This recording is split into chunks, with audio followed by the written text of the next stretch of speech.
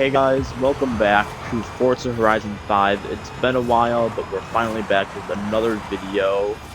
It is currently Series 28 in the game, Winter Wonderland. We have a decent amount of new cars in the game, such as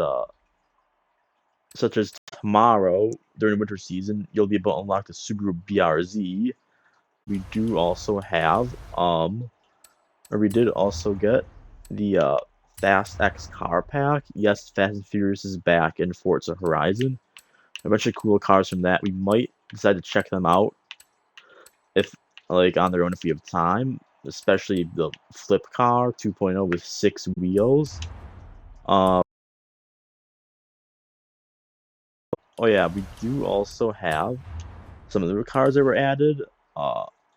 For completing a Secret Santa, you can get the Gordon Murray Automotive T50. We'll make sure to check that out sometime in the next couple days. We already unlocked it from our Secret Santa. We have one more Secret Santa reward card to unlock, and it's supposedly a secret, but we've already found out it is going to be the Aston Martin Valkyrie finally making its debut in Forza Horizon. But as for today, we're actually going to I promised to take a look at a car I was very excited about. I just haven't had time just due to finals and the holidays and such, but we're going to be checking out a couple of weeks late. This is our 1962 Lincoln Continental. Yep, we're finally checking it out. The massive luxury land yacht. When I say land yacht, I mean land yacht. This thing is massive, like, just literal aircraft carrier of a car, powered by, I think it's like a 7-liter V8, putting out like 300 horsepower and quite a bit of torque just to get all this moving. But yeah, why don't we take this thing for a race stock and see what it is like. And the stadium also got a full makeover, as you can clearly see. And it's going to remain like this throughout the next 2 weeks as well, just for the entire Winter Wonderland series. But then, like the Oval Track, this race that takes place in this Winter Wonderland makeover will still be accessible even after the stadium reverts back to normal.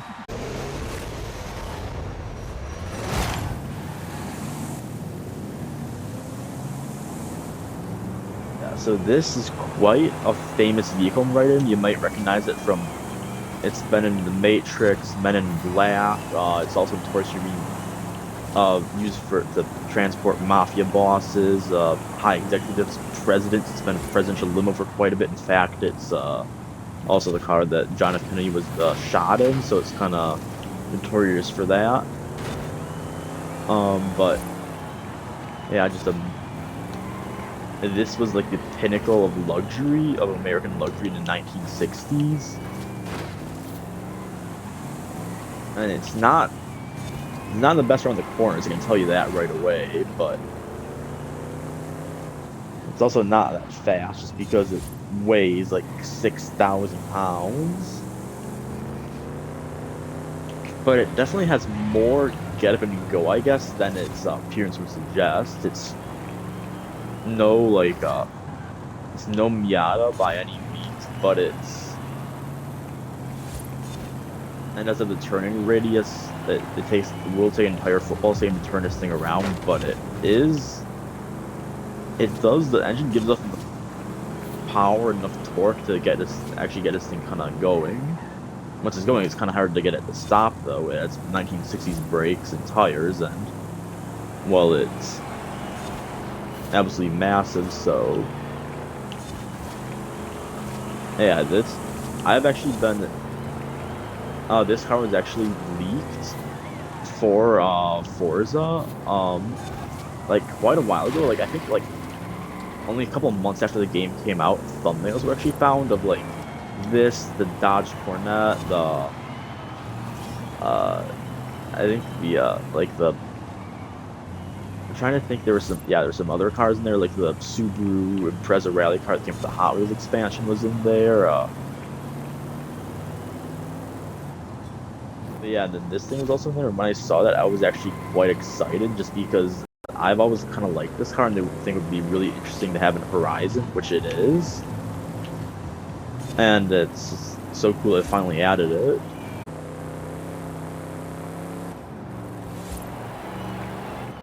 There we go, across the line.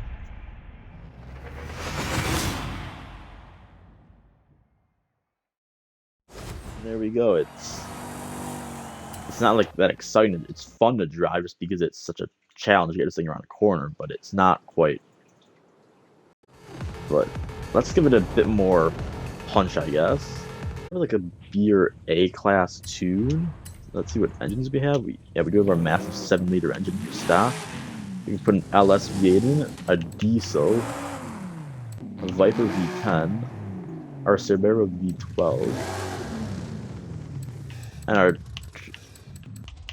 our two most powerful V8s in the game.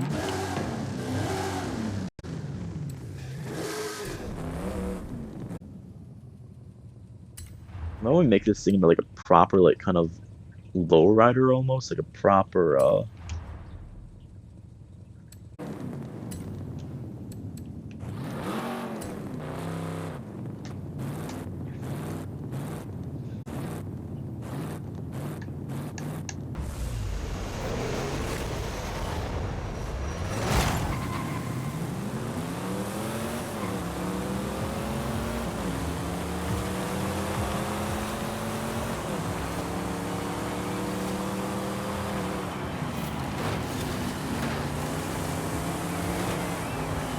if you could get out of the way, please.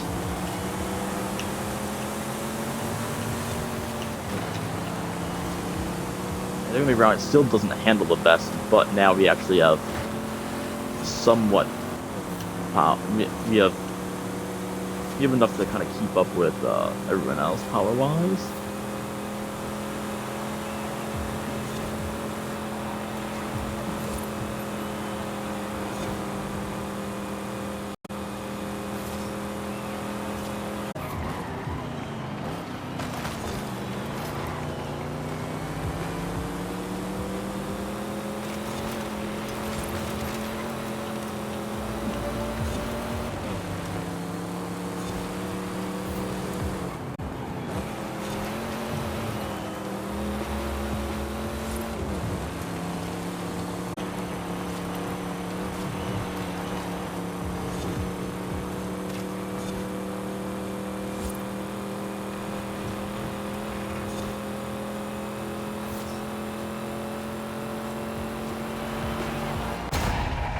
There, so not exceptional, but still like, yeah, this was never really meant to be a fast car. It's a definitely built for just cruising, I guess, and just looking. All right, now why don't we try like a kind of a maybe like we'll see if it's like A class or like maybe like middle of S1 class build. Let me throw, yeah, sure, go ahead. Why don't we throw out 1500 horsepower and we'll keep it rear-wheel drive just for chaos.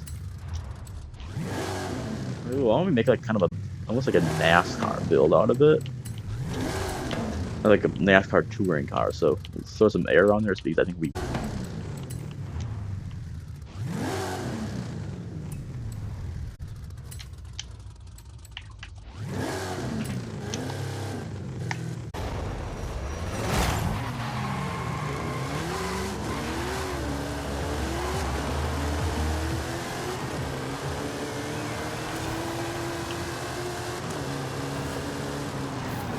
first corner and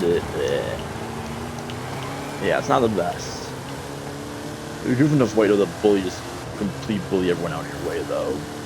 And you have the horsepower above everyone in the straights. Yeah, this thing's never built to go racing.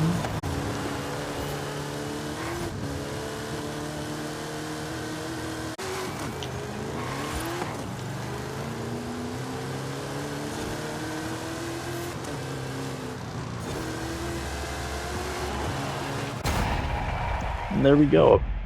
Solid P2. I honestly wasn't expecting that.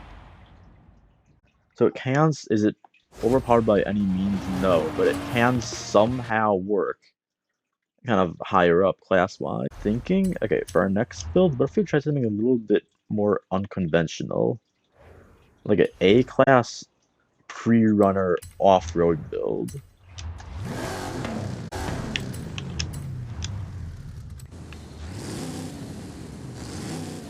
Actually, let's try a diesel engine. It's quite heavy, which doesn't really help the case with this car, but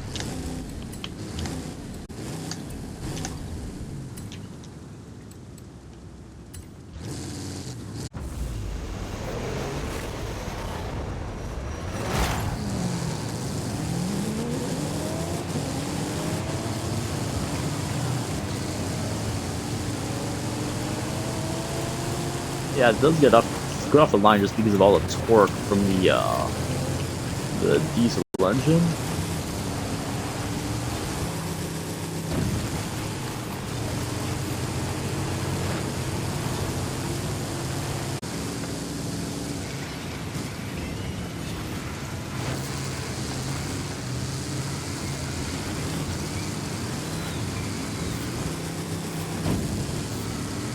Surprisingly stable, like it's quite good through the corners, honestly.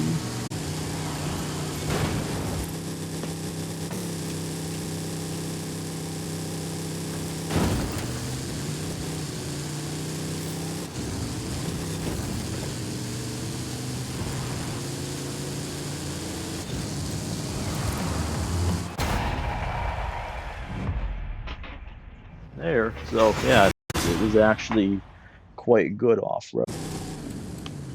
We've tried those couple builds. Why don't we just build a drag car now? Kind of a bit more of a classic drag car, so go rear-wheel drive. We'll throw in our. Why don't we throw in the twin turbo? So class is getting modernized. Need some anti-lag on there because why not? Yeah, unfortunately, I was kind of hoping we'd be able to like have a blower sticking out of the hood in this car, but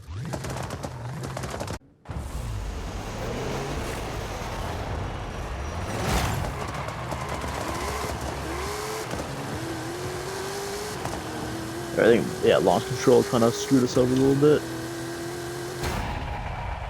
But it's still a 9-second Lincoln Continental. Well into 9 seconds. Yeah, but that brings us on to our final build of the day.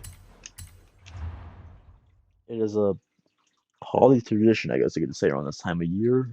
It's time for us to build a drift car, and not just any. The pun just lends itself too well to this car. It's literally Continental Drift.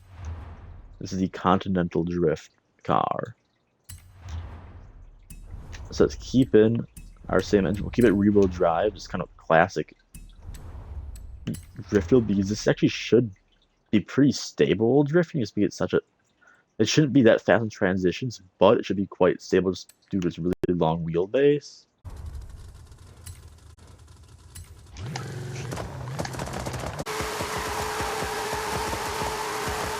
Third gear entry in the Continental Drift.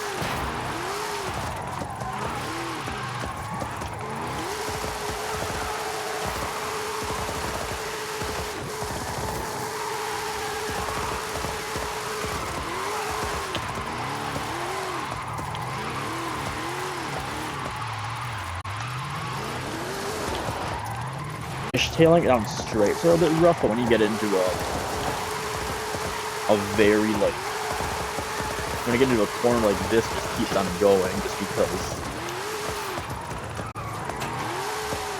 when it gets locked in, it's locked in.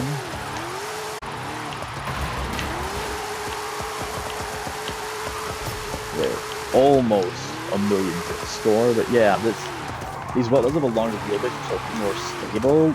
It's still, at the end of the day, it's still a Lincoln Continental, so it's quite impressive for, well, this car. But yeah, anyway, that is our Lincoln Continental. Thank you guys for watching. I know I've been uploading a while, but I'm on break right now, so I'll make sure to do that over the next coming weeks. In a couple days, I'll probably do a video on our Gordon Murray T50. That's sure to be a cool one, and our Valkyrie and our Aston Martin Valkyrie when it comes out. Anyways, thank you guys for watching this video. Yeah, this car did not disappoint. Truly can do everything and look incredibly good while doing it. But yeah, thank you guys for watching. If you like this video, make sure to like and subscribe, and I will see you guys in the next video. Goodbye.